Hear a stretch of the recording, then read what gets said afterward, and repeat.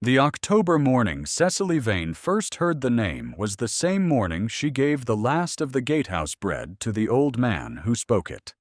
She had been awake since before the light, as she always was, seated at the ledger table with the single candle her father could no longer manage himself. The account books for Ravelston Park were her responsibility now, had been for 6 months, though no one in the great house had been formally told.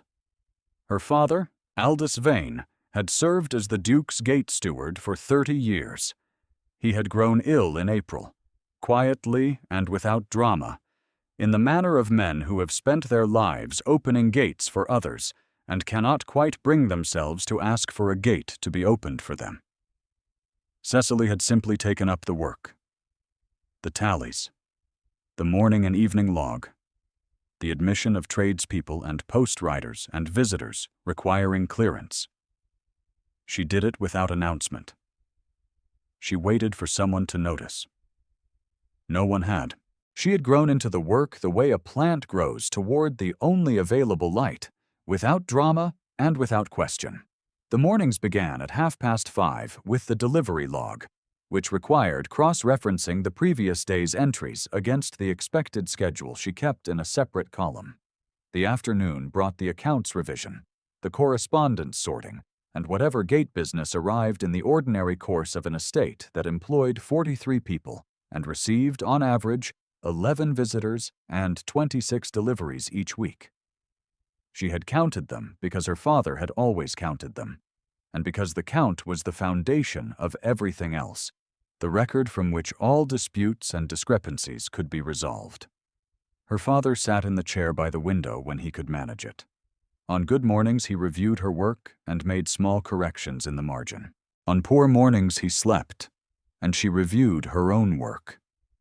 And the corrections she made in the margin were in her own hand, which felt different, which felt like the absence of something she had not yet found a word for. She did not tell anyone he was ill. There was no one to tell who would not begin immediately to consider what came next. And what came next for an ailing gate steward and his unmarried daughter meant the cottage, and the cottage meant everything. The old man appeared at 7:30. She saw him first as a shape at the far side of the iron gate, moving with the particular economy of someone who had learned not to presume on a warm reception. He was thin in the way of men who had once been larger. His coat a faded olive that might have been serviceable 20 years ago. His boots split at the left toe. He held his hat in his hands. Cecily watched him a moment before she crossed the yard. "Have you business at the house?" she said. The question was form, not coldness. "I was hoping to speak to someone who might know," the man said. "I was a groom here once, 40 years back, then again for a season when the old Duke was alive." He turned his hat in his hands, looking past her at the pale stone of the manor visible through the oaks. "Is Edmund home?" Cecily paused. "His Grace the Duke of Ravelston returned from London yesterday." The man nodded, still looking at the house. "Edmund?" he said again, more softly, as though the name were something he had been carrying and could finally set down. "He'll remember me. Tell him Thomas Greaves was here. He'll remember." She gave him bread from the gatehouse kitchen, a quarter loaf and a bit of cold cheese. She recorded the visit in the daybook as she recorded all of them, noting the time, the name given, the purpose, the disposition. Thomas Greaves, former estate groom, inquiring. Bread and leave given. She had just replaced the pen when she heard the carriage. The Duke's brougham came through the lower avenue at a canter, which was unusual. He was not expected again until the afternoon. Cecily moved to the inner gate to receive it, and the Duke stepped down before the wheels had fully stopped, which was not his habit. He was a tall man, and the height did not soften as some men's did. It organized itself into something compressed and self-contained, as if the space his body occupied had been agreed upon by negotiation with the surrounding air. Dark-haired, dark-coated. The white of his cravat the only brightness. His face was what the household called composed, which was the polite word for what it actually was. He was already looking past her when she stepped aside. The old man had not yet reached the lane. He turned at the sound of the carriage, and the two men regarded one another across 60 feet of gravel. Something happened to the Duke's face. Cecily had served this estate for 6 months. She had seen the Duke at a distance, had received his written instructions through the steward's office, had once submitted a discrepancy report which he had corrected, and returned without comment. She had observed his face at formal estate gatherings on 2 occasions, composed each time, that particular composure of a man who had decided, at some earlier point, that composure was the only viable country and had taken up permanent residence there. In that moment, for a fraction of a second, a thing moved across his face that had nothing to do with composure. It was old and real, and it was gone almost before she could name it. He crossed the gravel without a word to her and went to the old man. She did not hear what was said. She returned to the gatehouse and the ledger, and she wrote the morning entry in her careful hand, and she did not think about the Duke's face. She had learned, as the gate steward's daughter, not to store things that did not belong to her. The name stayed. Edmund. Cecily Vane had been 24 years old for 3 months, and in those 3 months she had learned that the world between the great house and the gatehouse was navigated most safely by refusing to want things. Not by bitterness, not by envy, but by a deliberate quiet. Her father had given her his education, which was more than a gate steward's daughter was commonly given, and she had read his books and kept his ledgers, and learned the estate as he had taught her to learn it. By observation, by record, by understanding that a thing correctly documented is a thing protected. She did not permit herself to want the rooms inside the house. She did not permit herself to imagine the season, the ballrooms, the introductions she would never receive. She was Cecily Vane. She managed the gate. She kept the bread box stocked for visitors who had nothing, because her father had kept it stocked before her, and because it cost less than she had, and gave more than it seemed. She was not unhappy. Unhappiness required a comparison, and she refused comparisons. The October rains came early, and with them the preparations for the autumn gathering that Lady Wycliffe, the Dowager's elder sister, hosted at Ravelston Park each year as though she owned it. Lady Wycliffe had been a fixture at the estate since the Duchess's death 4 years ago, which coincided almost exactly with the late Duke's death and the new Duke's unwanted inheritance. She had positioned herself as the social authority of the household, with the smooth efficiency of someone who had been rehearsing for the role for years. Cecily had no quarrel with Lady Wycliffe. She did not permit herself quarrels either. On the morning of the gathering's first day, she was asked to bring the gate accounts to the drawing room, as the party's expected guest list required advance tallying. She carried the ledger herself, since her father could not manage the stairs. Lady Wycliffe and Lady Ingrid Harlow were already arranged in the south window when Cecily arrived. Lady Ingrid was everything the season produced in its most confident form. 27 years old, and certain of her own correctness. Her dark hair dressed with a precision that took no effort to display. Her gown a deep green that managed to suggest both wealth and restraint. She was not unkind. She was simply untroubled by doubt, which produces in some women a quality indistinguishable from unkindness. Lady Wycliffe looked at Cecily over her reading spectacles. "Set it on the table," she said.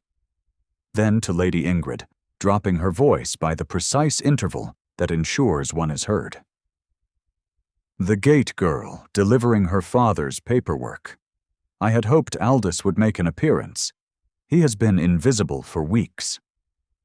Cecily set the ledger on the table. She did not look at Lady Wycliffe. She did not look at Lady Ingrid. She said, "The accounts are current through this morning. Should you require anything further before the party, you may send to the gatehouse." She left. She walked back down the south corridor and through the service passage and out into the October rain, which had begun again, and she stood in it for a moment with her face up. The word "gate girl" sat in her chest like a small stone. She had learned to carry small stones. You collected them quietly, and you did not show them to anyone. And after a time, they became simply weight, which was different from pain. She returned to the gatehouse and made the morning entry, and then began the guest admission tallies for the gathering, which required a separate ledger page and a clear head. She gave the task her full attention. This was the only tool she had ever found reliable against things she could not change. The precision of accounting, the small daily proof that numbers added correctly and records held, and the world was, in that narrow sense at least, manageable. The afternoon passed. She heard carriages arrive at the upper gate, the greeting of servants, the particular murmur of a great house receiving its expected guests. By evening she had tallied 14 arrivals, logged 7 delivered trunks, and refused admission to one tradesperson who had not been pre-entered, noting the reason in the margin with the care she gave to all reasons, because reasons, her father had always said, were the most important thing a ledger contained. The gathering brought 26 guests. Cecily tallied them through the gate across 3 days, and it was on the second evening, sorting the delivery receipts, that she found the almanac.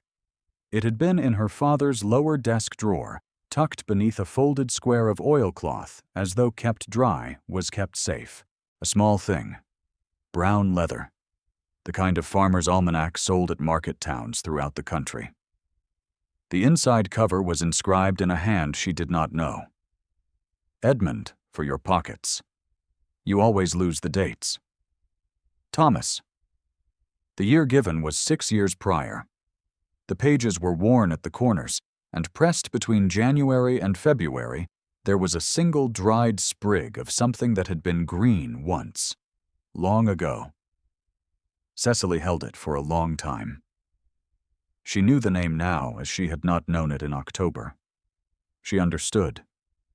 From the careful silences of the household, and from her father's fragmented reminiscences, that the Duke had had a younger brother.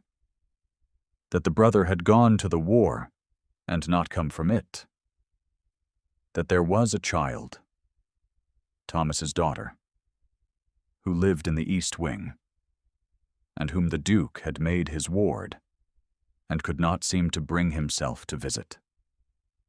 She put the almanac in her coat pocket. She did not yet know what she would do with it. On the third day of the gathering, Cecily had occasion to pass the old schoolroom on an errand for the housekeeper. She heard a voice through the half-open door, low and careful, and she stopped before she could help it.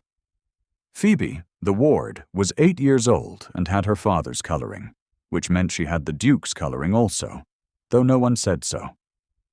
She was seated at the schoolroom table with the estate farm ledger open before her, which was not a usual schoolroom text. Cecily recognized the ledger because she had prepared it herself, and she looked at it with a moment of pure confusion before she understood. Someone had borrowed it. Phoebe was tracing the columns with her finger, and Cecily was doing the sums in her head and finding them correct. 7 dozen eggs at 2d the dozen, Cecily said from the doorway. The child looked up. She did not seem startled. She seemed to have been expecting someone, though not necessarily anyone in particular. 14 pence, Phoebe said, which is 1 shilling and 2. And if the price rises to 3 pence in winter, 1 shilling and 9. A pause. He said you would know. Cecily came into the room. Who said? Phoebe looked at the ledger. He leaves things out for me. He thinks I don't know it's him. She said it without complaint, simply as a fact she had organized alongside the other facts of her life. I like the farm accounts. They go somewhere. Everything adds to something. Cecily sat down across from her and opened the ledger to the grain tallies, and she began to teach the child about running totals. She did not hear the door behind her. She did not know how long the Duke stood at the threshold before she became aware of a change in the room's quality of silence. She turned, and he was there, one hand on the doorframe. And his expression was the composed expression she had catalogued. But something at the edges of it was different. He was watching Phoebe. The child had not yet noticed him. She was adding a column of sixpences, her lips moving slightly, and she was entirely absorbed, and she was, unmistakably, at ease. Cecily rose. The Duke looked at her. It was not the look she had received from him before, the administrative glance of a man noting a member of the estate staff. It lasted slightly too long, and his jaw shifted once, and then he said, very quietly, "Carry on, Miss Vane," and withdrew. Phoebe looked up at the empty doorway. "He does that," she said. "He comes to the door, and then he leaves." She returned to her column. "I think he's afraid I'll leave too."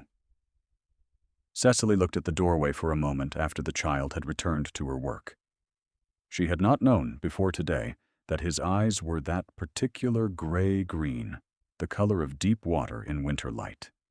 She had not known the way he stood in a doorway, one hand on the frame, as though deciding at each moment whether to commit to the room or retreat from it.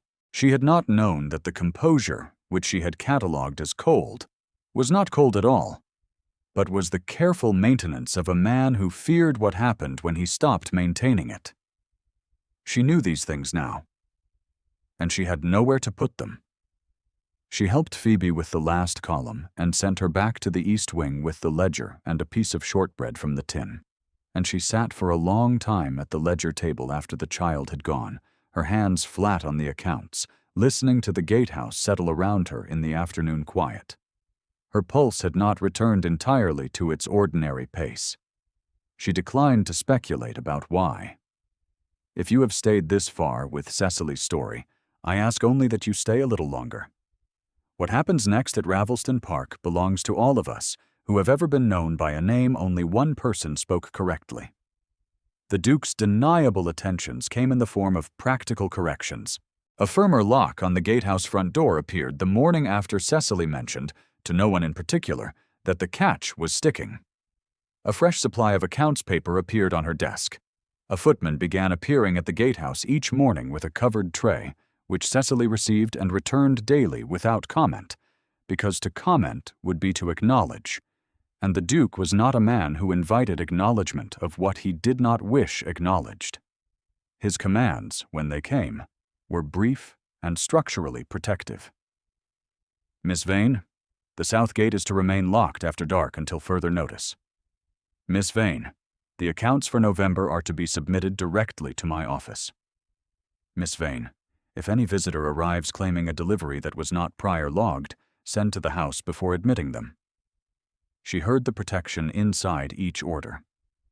She did not permit herself to warm to it. She carried that small stone, too. The wound opened in the library.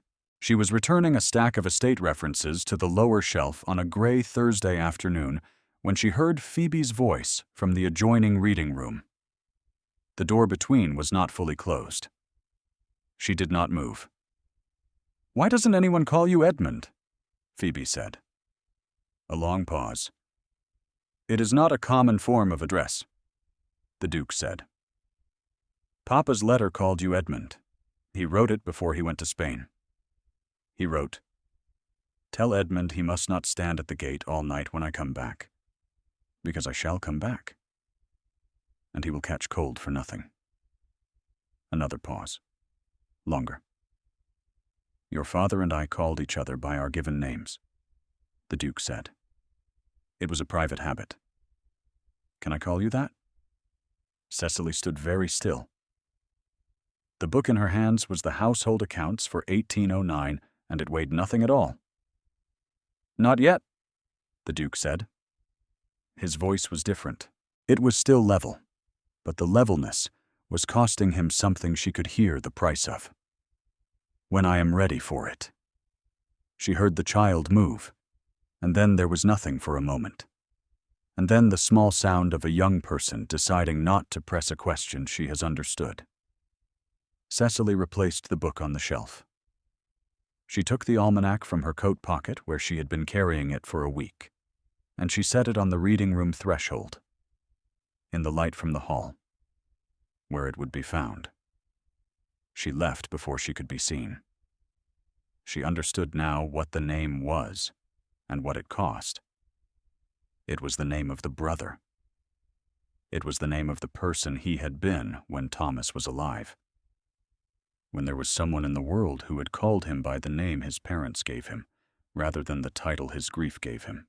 He had closed that name into a room and locked the door, and the lock had been holding for 2 years, and the beggar at the gate had found a gap in it without knowing what he was doing, and she had found the almanac without knowing what it would do, and Phoebe had asked the question with the open directness of a child who could not imagine why it would hurt.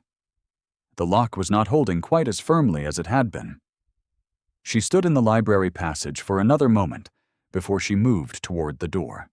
The house was quiet in the way of houses that contain a great deal of contained feeling, all of it pressing against the walls from the inside, and she was aware, with a precision she found inconvenient, of exactly which room the Duke was in and exactly how many steps separated her from it.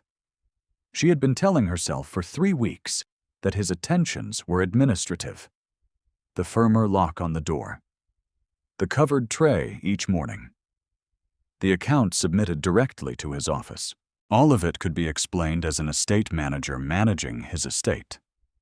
All of it could be explained, and she had been explaining it. And the explanation had held until approximately the moment she heard his voice say the word "yet" in answer to Phoebe's question, and heard what it cost him to say it, and understood that she had been listening for the cost in his voice for weeks, without quite admitting that she was listening for it. She returned to the gatehouse and the ledger, and she did not think about the Duke's face in the library, and she thought about it for the rest of the evening. The letter from Lady Wycliffe arrived at the estate board on the 2nd Monday of November. Cecily did not know about it until Tuesday morning, when Mr. Fawcett, the estate solicitor, appeared at the gatehouse door with the expression of a man who has been given an unpleasant task and is managing it with professional dignity. He told her plainly, which she respected. The letter alleged that Aldous Vane had been absent from his duties without authorization and without notification to the estate, that a guest of the gathering had been incorrectly processed at the gate in October and had been made to wait in the rain for 20 minutes, and that the gate accounts for the past 6 months showed irregularities in both format and authority of signature, since Cecily Vane had no formal standing to submit them. The letter asks, Mr. Fawcett said, that Aldous Vane appear before the estate board on Thursday to account for his conduct and his condition. Cecily held the doorframe. My father cannot appear before anyone, she said. He has not left his bed in a month. Mr. Fawcett looked at her steadily. I had begun to suspect as much, he said. Miss Vane, I want you to know that I did not compose this letter. I know that. His Grace is in the north. He is not expected until Friday. I know that too. The board convened Thursday in the Great Hall. Lady Wycliffe presided at the long table with the quiet authority of a woman who has been anticipating this moment for some time. Lady Ingrid Harlow was present, arranged near the window with the patience of someone who has come to watch a thing go as she has always believed it should go. The Duke's secretary, a pale young man named Carver, sat at the end with a pen. Cecily stood before them in her plain gray dress and her father's name. She had spent Wednesday evening composing her response. She had the delivery log for October open before her, and she had found the entry for the coach in question. The arrival time marked at 20 minutes before the admission window. The weather notation wet. The waiting time logged correctly. She had the accounts for all 6 months, cross-referenced and clean. The signature at the bottom of each a small act of defiance she had not felt as defiance at the time, simply as the signature of the person who had actually done the work. She had a letter from her father, written in his smaller current hand, attesting to his condition and to his instruction of her in every aspect of the gate steward's duties over the course of her life. She had arranged these things in the folio by relevance. She carried the folio into the great hall and set it on the table at her side, and waited. Lady Wycliffe addressed her with measured regret. The board has given consideration to the circumstances. Your father's incapacity is not, in itself, a matter for punishment. However, the concealment of that incapacity and the assumption of estate duties without authorization cannot be permitted to stand without consequence. The accounts you submitted are not legally valid. The gate entries for 6 months must be reviewed. And Aldous Vane's position, and the cottage which accompanies it, must be formally reconsidered. The cottage. Her father's bed was in the cottage. Her father was in it. Cecily opened her mouth. She had her statement prepared. The reasonable, careful, documented argument she had been assembling since Tuesday morning. She had the accounts, everyone in the folio she carried. She had the guest reception log showing no guest had been made to wait in rain in October without cause. The coach had arrived early, before the delivery window opened, and she had followed the protocol exactly. "The gate girl," Lady Wycliffe said, to the room more than to Cecily, and it was the tone of a case being closed. A door swung shut on a question she considered settled. Carver wrote something. Her father's debility has been managed, it seems, by a young woman with no estate authority whatsoever, and whatever kindness we might show the situation, we cannot permit. The great hall door opened. It did not open quietly. The Duke of Ravelston was still in his traveling coat when he came through it, which meant he had arrived before his carriage had fully stopped, which meant he had been riding ahead of it, which meant he had left the north before dawn. He was not composed. He was something else entirely. The composed face had not disappeared, but had been set aside, temporarily, the way a man sets down a hat when he has more urgent use of his hands. He did not look at Lady Wycliffe. He looked at Cecily. She looked back at him. She did not look away. Because she had nothing to hide and nowhere to hide it, and because she had been standing in front of people who were deciding her fate since Tuesday, and she was very tired of looking at the floor. His jaw moved once. He crossed the room. Not toward the table. Toward her. 3 strides, then 4, and the room's attention pulled after him the way attention pulls after certainty. He stopped at her side and turned to face the table, and the silence in the hall was the kind of silence that arrives when a room understands something is being decided. "I received Mr. Fawcett's message in the north," the Duke said. His voice was level. Precisely. Effortfully level. "I returned this morning. I have reviewed the gate accounts for the past 6 months. Ravelston," Lady Wycliffe said, "we are simply acting in the estate's interest." She did not finish the thought. "The accounts," the Duke said, "are exact.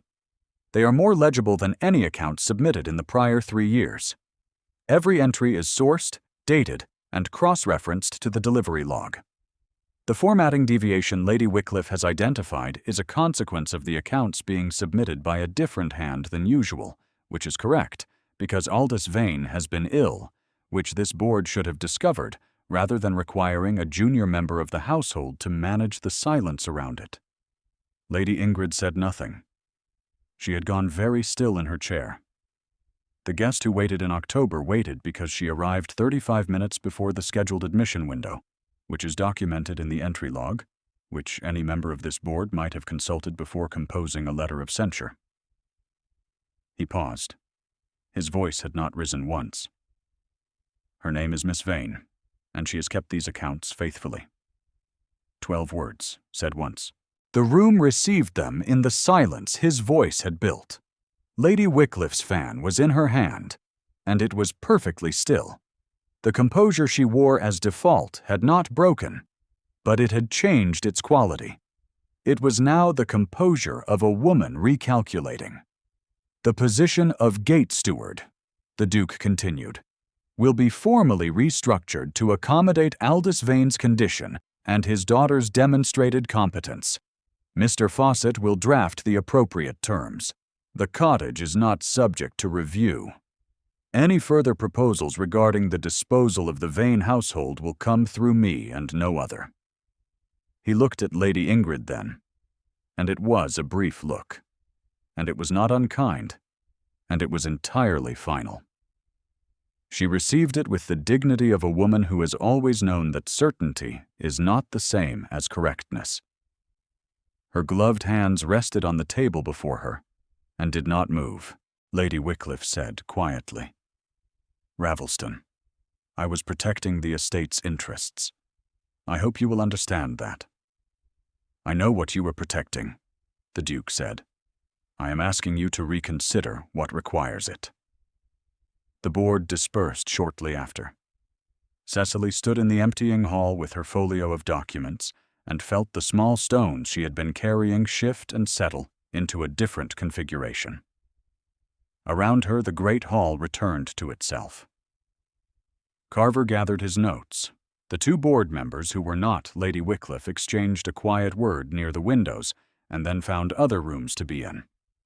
Lady Wycliffe herself rose with the unhurried efficiency of a woman who has been publicly corrected and has decided to receive the correction as a misunderstanding rather than a defeat, which was, Cecily thought, the better kind of correction, the kind that left people with enough dignity to change their minds.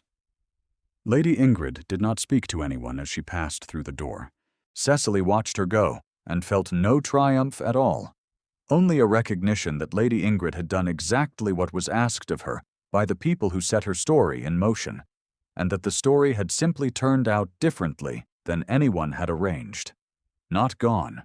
She did not expect them to be gone. Arranged differently, the weight distributed more evenly, the way a load feels when someone else has put a hand beneath it without being asked. The Duke was speaking to Mr. Fawcett near the door. He was composed again, the administrative attention restored, the traveling coat exchanged for something in his bearing that had always read as ice, and now she was less sure of. She gathered her folio. Miss Vane? She stopped.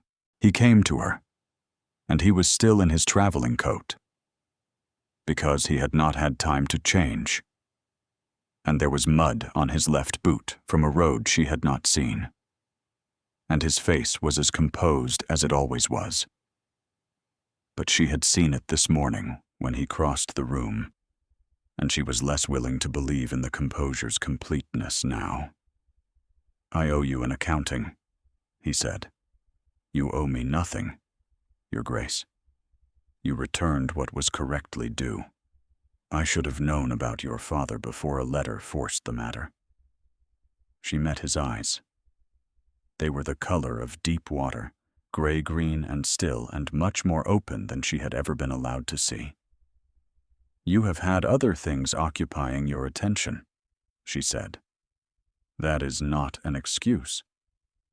No, she agreed. It is not. But it is a reason, and reasons are permitted to exist alongside responsibilities. He was quiet for a moment.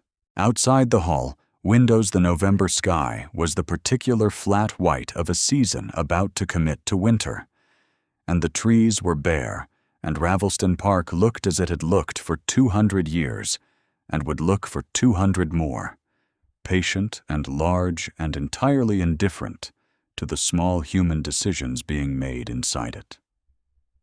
"Phoebe found the almanac," he said. "I had hoped she would find it without knowing it was placed. She told me her father used to read it aloud to her, the month's weather predictions. He made them very dramatic." Something moved at the corner of his mouth that was almost what she had seen in the schoolroom. Not quite. The edge of something. "She wanted me to read them to her." "Did you?" "I did." Cecily held the folio against her chest. The stone she had been carrying, the one that sat just behind her breastbone, the one she had collected the day she first heard the word "gate girl," was still there. She did not expect it to dissolve in a great hall on a November afternoon. It was sitting differently now, too, like everything else. "Your Grace," she said carefully. "The name that Thomas Greaves knew. The name Phoebe asked about." She did not look away from him. "You do not have to bury it. It is still true. Whatever happened in Spain and whatever happened before it, the name is still true." His face did not move. And then it did. Slightly. And what it did was not the thing she had catalogued as composure, and not the thing she had named as grief. It was something underneath both of those, older and quieter, and it lasted just a moment before he drew breath and steadied himself. "I know," he said. They stood in the hall together while Mr. Fawcett gathered his papers at the far end, and neither of them said anything further. And it was not an uncomfortable silence. "You stayed. I know what it costs to stay with a woman who is learning to stop carrying stones in silence.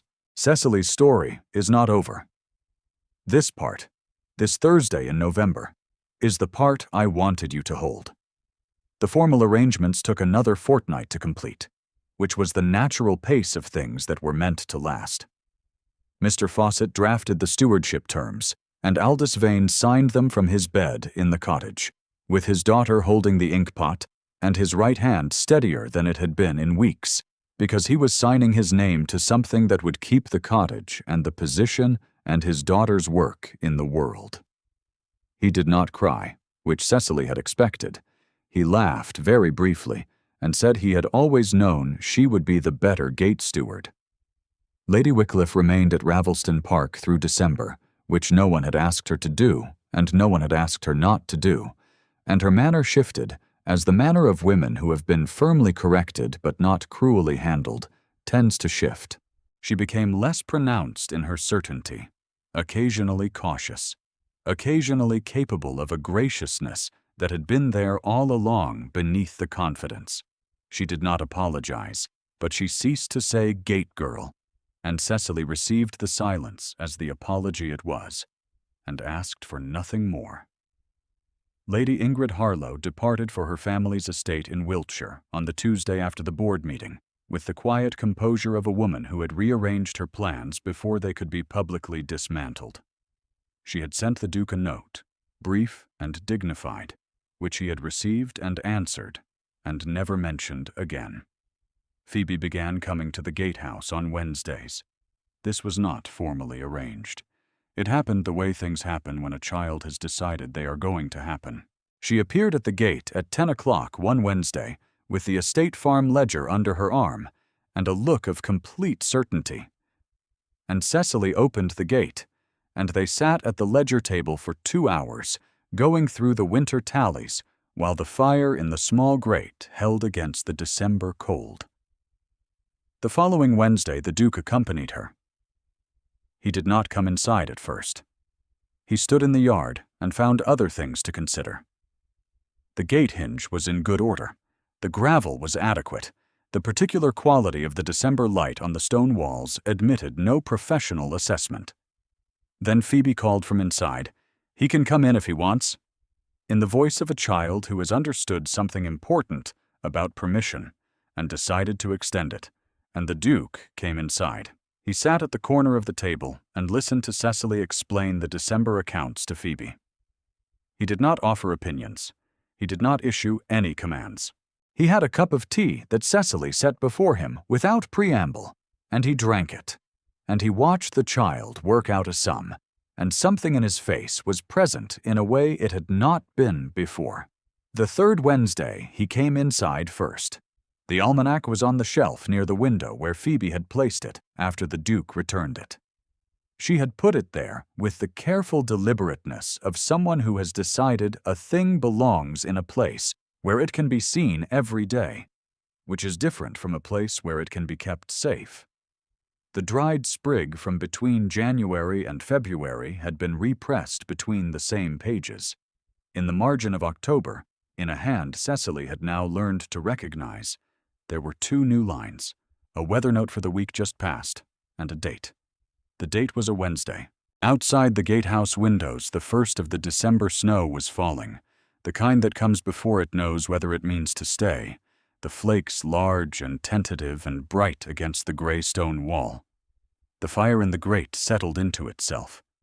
Phoebe was adding a column of sixpences in her best hand, her tongue just visible at the corner of her mouth. The Duke of Ravelston sat at the corner of the table with his elbows on the worn wood, watching the snow. "Edmund," Phoebe said, without looking up from her sum. He did not correct her. He looked at Cecily, and Cecily looked back at him. And the fire crackled once, and the snow came down past the window, with the patience of things that have been waiting for exactly the right moment and have found it at last. Aldous Vane, gate steward of Ravelston Park, died in February with his daughter's hand in his, and the knowledge that she would not be put from the cottage, that the gate was in good order, and that the accounts were current and signed in the right name. He had asked, in his last clear week, whether she was content. She had told him she was, and it had been the first time in a long while she had said so, without needing to decide whether it was true. It was simply true. The almanac sat on the gatehouse shelf through the winter and into the spring that followed. By then it had 2 more dated entries in the margin, each a Wednesday, each in the same hand, each proof that something which had been buried was learning, slowly and without drama, how to be alive again. Thank you for staying until the end. If Cecily's quiet courage found its way to you this evening, leave a word below. I read every one.